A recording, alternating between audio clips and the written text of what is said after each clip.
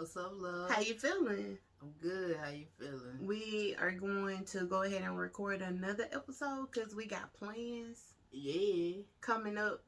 So Gang, gang. yeah, y'all, if you happen to see the video recording of this episode, We ain't no dirty people. we ain't dirty. That's why you seeing it again because we went ahead and recorded another. Yeah, we gotta keep the content coming. You know what I'm saying, for our people. You know what I'm saying. I about the is Who? man. I about the is. At the about the is. You know what I'm saying? We got our supporters that's listening to us, that faithfully love us. You know what I'm saying? So we got to make sure we keep the content coming. Period. At the end of the day. So here we go. We're going to jump right in. First of all, Vanessa Bryant's mother. Vanessa Bryant. Bruh, first, so it be your own people. You know what I'm saying? Like, why is her mother suing her for money? Why is her mother saying, fuck your grief at this point? I still got bills. And I brought you into this world as though it wasn't my choice.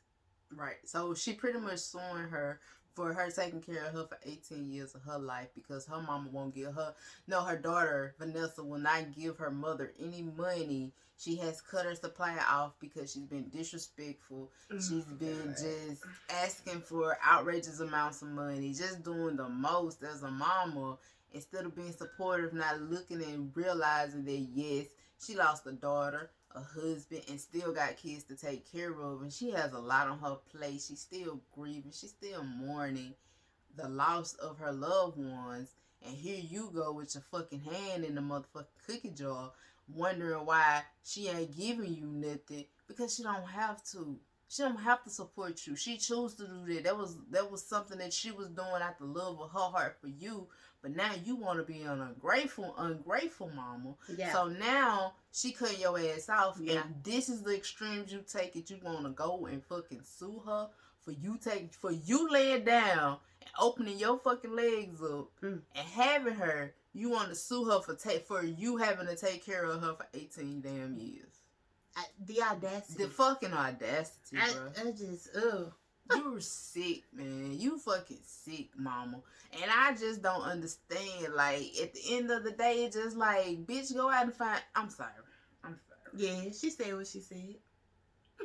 She said what she said. Because it's so fucking disturbing to me. Like, it for real. Like, this shit got my blood boiling. Like, why in the fuck would you sit here and try to sue your daughter knowing the shit that she going through? Instead of trying to be in a helping hand to her, you want to bring more pain on her.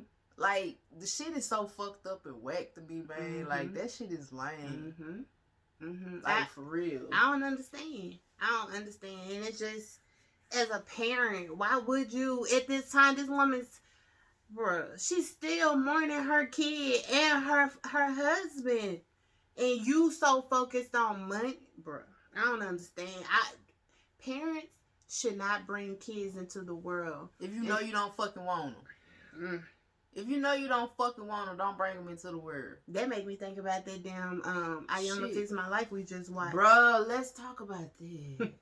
So there's a Iyanla Fix My Life where there's a mother who has 6 daughters, and the oldest daughter originally brought them in because they were having issues after issues after issues. She was just like, I just want my family back. Like, me and my sisters aren't close. Some of my sisters don't speak to my mom. Yeah, it was so much fucking drama. It was a 4-part episode. 3. It was 3.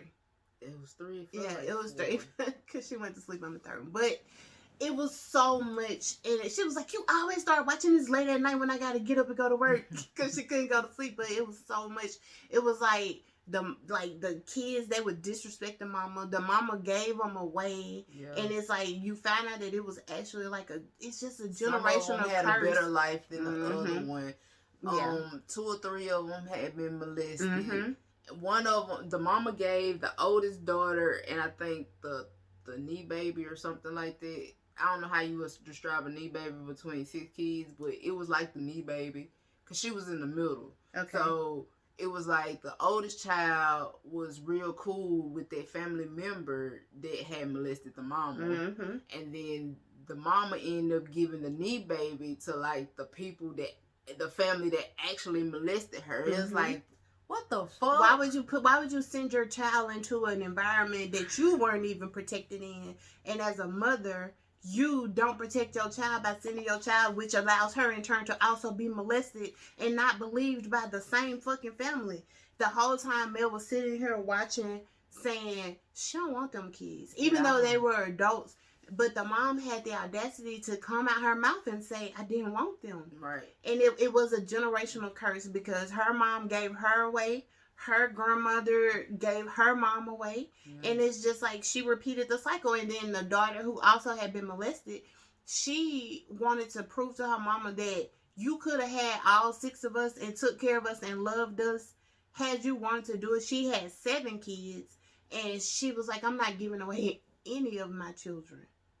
And it's just like, oh my God. But then you found out that one of the daughters that she was into it so bad. They were into it so bad because they were fucking with the same woman. And I was wondering why the oldest daughter had said, we only getting into it because she's jealous. Uh-huh. You know what I'm saying? Mm-hmm. And it's a competition and all of this shit. And I'm just like, wait, what?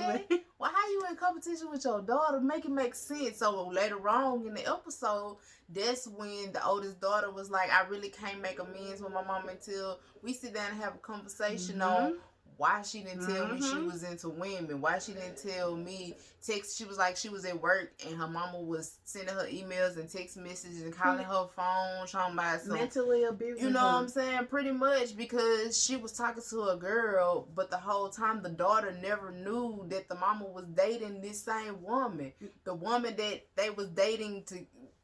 I guess at the same time in the same like era, the girl never said anything to her. So the daughter took her around the family members, and the mama was around, and she like muffed the girl in the face. But I'm like, ain't nobody asked questions around that time like, what's going on? How you know my mama?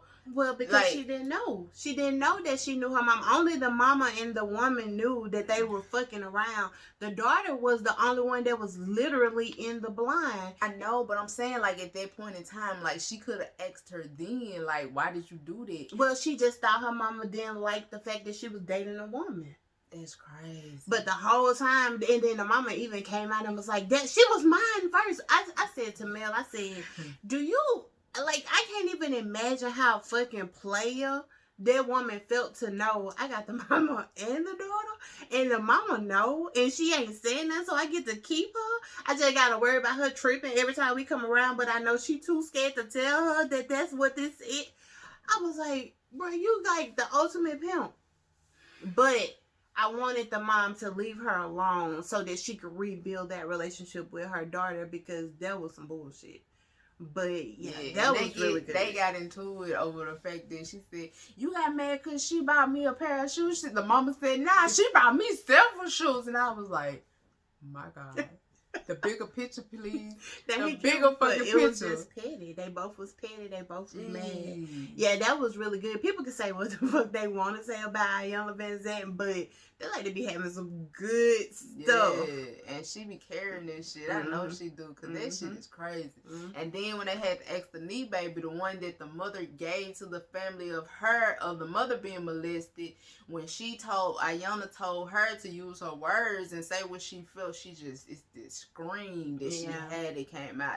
And I felt that in my soul. Like, bro, this little girl, this young lady got so much pain built up inside of her. It's ridiculous. They were all hurt. And all of them was. And it was just like, and even through all of this process, it was like, the mother to me never really gave a damn. It was like, Iyanla was telling her to tell her children how she felt, and she was like, forgive me. It was like real short. Yeah, she said exactly what she told her to say. Yeah, and it was nothing personal coming from her. And she did say one key fact in there that it stuck out, and it was just like, She was like, if y'all ain't got nobody, I just hope y'all have each other to lean on, pretty much, because she already knew it was like, y'all grown now. It's like, I ain't worried about y'all when I was kids, so I really ain't gotta worry about y'all right now, right? So it's just like, I was like, she don't want them kids, she can care less.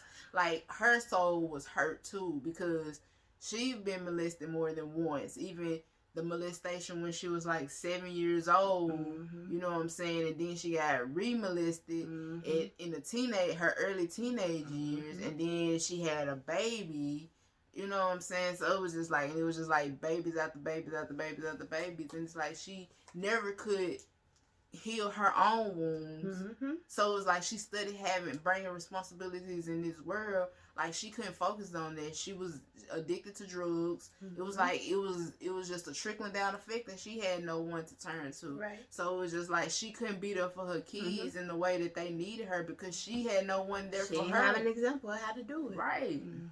So I felt all that. I ain't blame nobody or nothing like that. But it's just sad to see because there's a lot of families that real life go through stuff like this. And it's just sad. And then just knowing the outcome is like people really don't be really getting the real help that they need. Like, because I feel like that wasn't the end of that. That wasn't going to bring them back together. Like, they really needed some fucking help. Like, help. All of them traumatized. I mean, so yeah, it was like, I feel like they do, but I feel like this set them on the path. Because by the end of the show, the mama was like, you know, I didn't want to say that I liked women because I'm not a lesbian. I'm just trisexual, and I just tried it. And she was like, I'm sorry because I assumed that you knew. And the daughter was like, I didn't. And she said, I'm so sorry. And they actually hugged.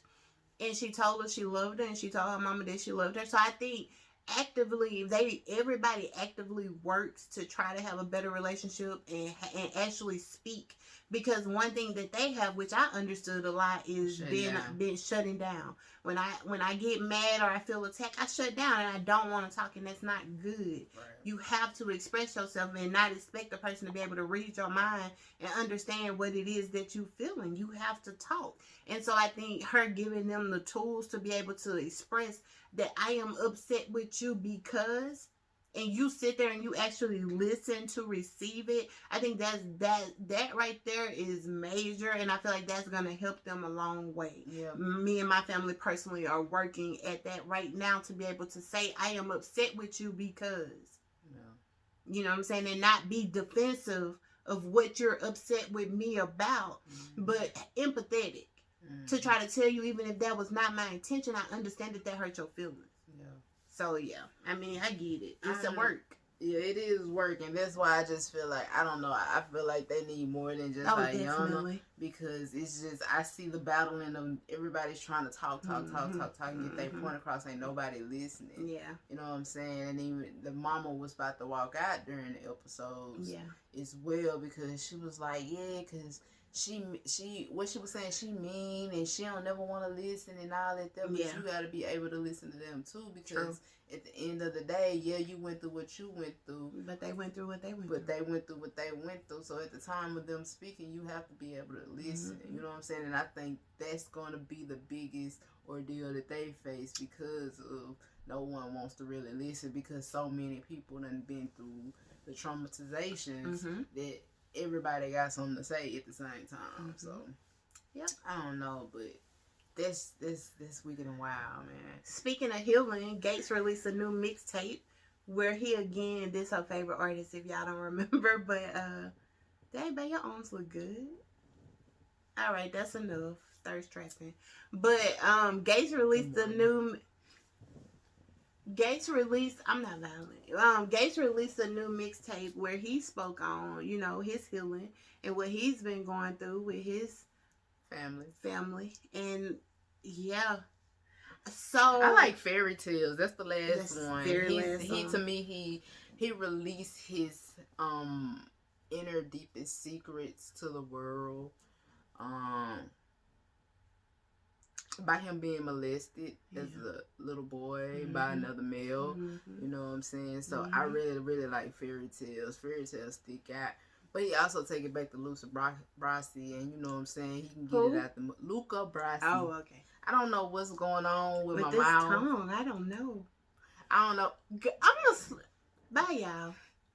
No. We you stop playing then. Okay. Because this why. Anyway, yes, that is a very good mixtape. Like she said, it went back to the Luca Brasi days. I'm going to speak so she can keep up with the tongue in her mouth. But I really like it. Of course, the one. What is it? Dropping Loads. Synthaload. Synthaload. That's my favorite. Because of course he's talking about the love between him and Drika and how she was there and pretty much saved him. So, that's my favorite. I love it. I love this album.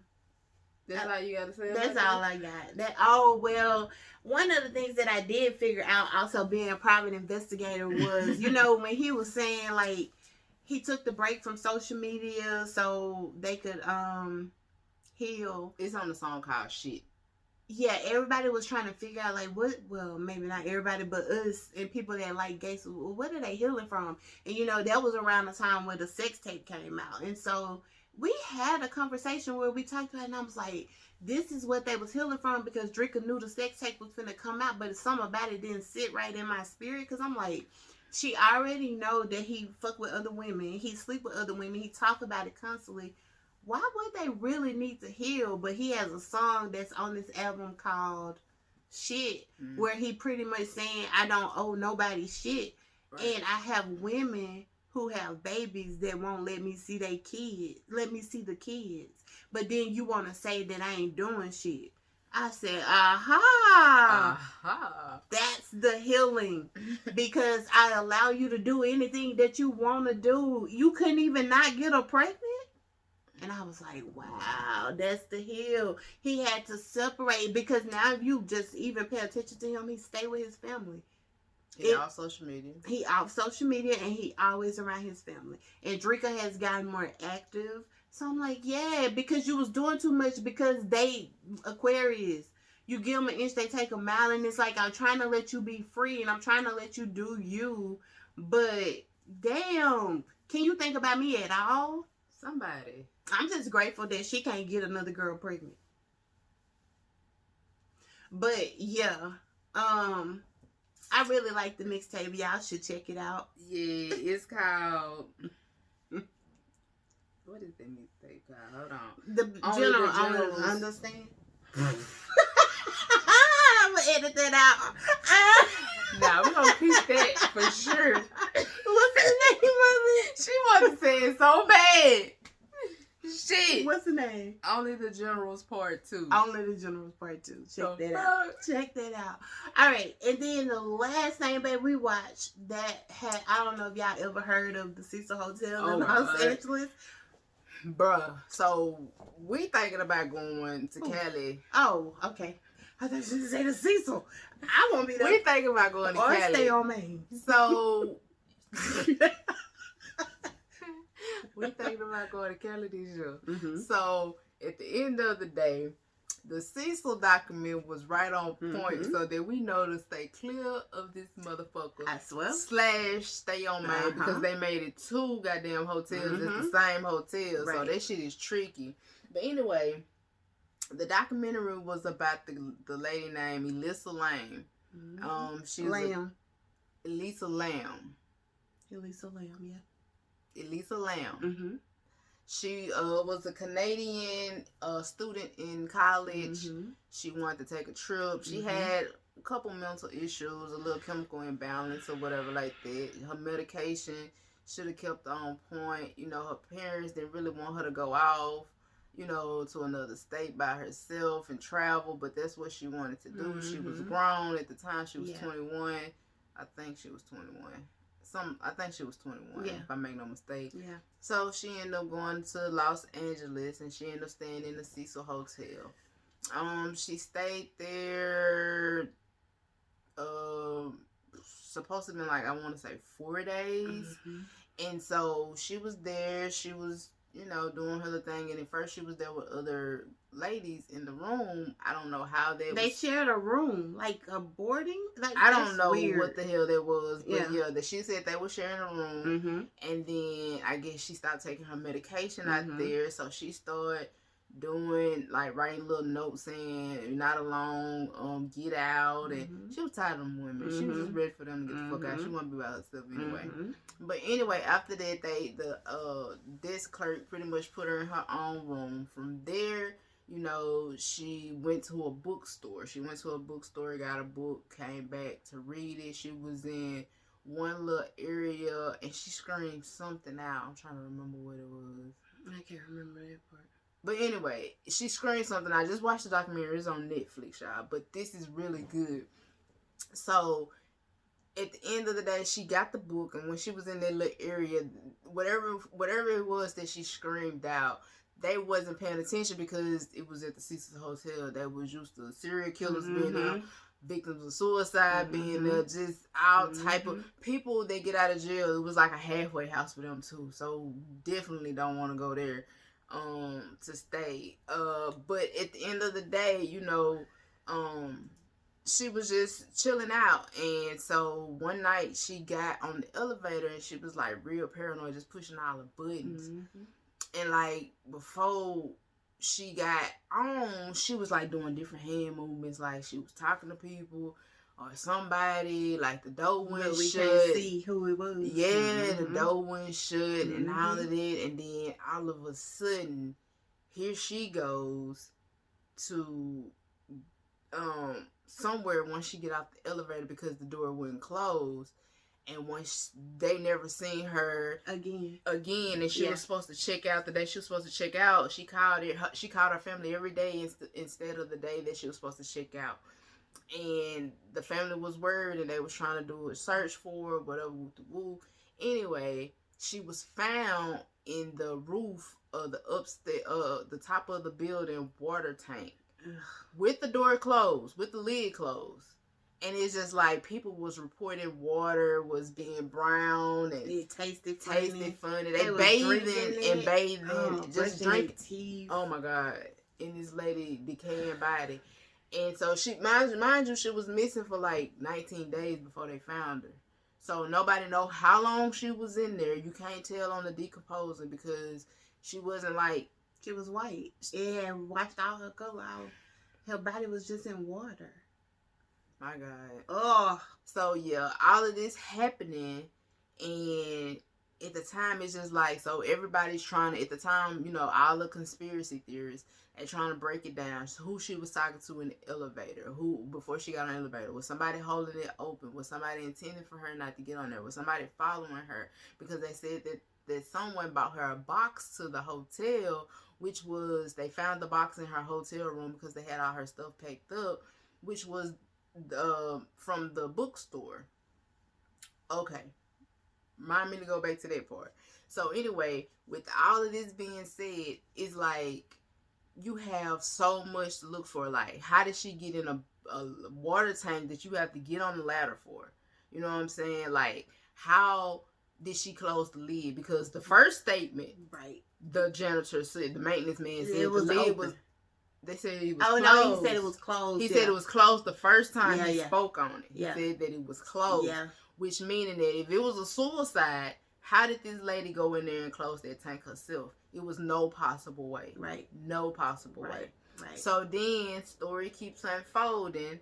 Around that time, it was a thing. Tuberculosis, TB was going around. Outbreak over there. It was a strand. The strand name was Elisa Lamb. No, Lamb and Lisa. Lamb and Lisa. Yeah, that it was the name. Same name. It was the last name and the first name was changed different. Was like rotated. The first was last and the last was first. She went to a college that had like one of the best science schools where they do research and all of that. And one of their main focuses was tuberculosis. Yeah. And in that time when she became missing, a lot of the homeless people around that time was getting it. They was getting that strand. All of that was going on. Mind you, not only that, when other conspiracy theorists started doing the research on the bookstore, the last place that she was seen at, when they did the IP address and pulled it up from the zip code, and then they Googled it on maps, it showed the cemetery this girl was buried at. And I'm like, bruh. A lot of people feel like she was a biochemical weapon. And that maybe she had felt bad about it or was trying to take it back. But it's a lot of shit that don't add up. But one thing that is for certain and two for sure is we won't be at Stay on Main, Cecil Hotel, or whatever they would like to rename it, if we're in Los Angeles. And we also, if we are in Chicago, will not be at any Crown Plazas. None. Cause baby, We don't fuck around with the fuck around. at all. Because between this and Kanika Jenkins' case, this shit here has been a puzzle. It has been very weird. It's a lot that's going on that people not realizing. And then the maintenance man came back after all of this, but he also quit there. Yeah, he's you know a former Hispanic. He employee. was Hispanic. Yeah. You know Hispanics don't quit no motherfucking job. They don't quit. They don't quit no motherfucking jobs. So for him to quit and then come back and retract his story, not only that, did the autopsy say unable to the what you call it when they trying to give a cause of death, it said that it was unknown, accidental. Accidental death, accidental drowning. They feel like she jumped in the tank, which still it would have been believable had the lid been open, which is what you reported at first. But what you reported is that you had to open it to see if anything was jammed or anything in it, and she floated face up to the top, and she was fully naked. But then also with the clothes, there's a story of a little girl that was in a dilapidated building also. Called Dark Waters. That it was the exact same thing as that movie, the way that she passed away. So, yeah, no. It's not believable. Yep. It was a lot of hands in that cookie jar on this situation, and I don't feel it. Like, the best thing that they had going was saying that, okay, well, she had mental illness and that she was going through some things. But people that have mental illness are not dumb at all. Oh, no. They're not dumb at all. And at the end of the day, it was whatever happened to her, they felt like that was the best credible thing to use against her to make it feel like it was an accidental suicide or a suicide. Yep, they had to. But the shit makes no sense. It makes no sense at all. But I'm getting chills, so I'm gonna go. Bye. Yeah, we like y'all to like, comment, review. Leave comments if you know anything extra on this documentary or want to talk about this part. Leave it in the comments. We'll check them. We'll see it. But yeah, make sure you hit that notification button. Make sure you hit that notification button. And we are at the box DS. And we out. See you later. Fanato. See you later. Peace. Peace.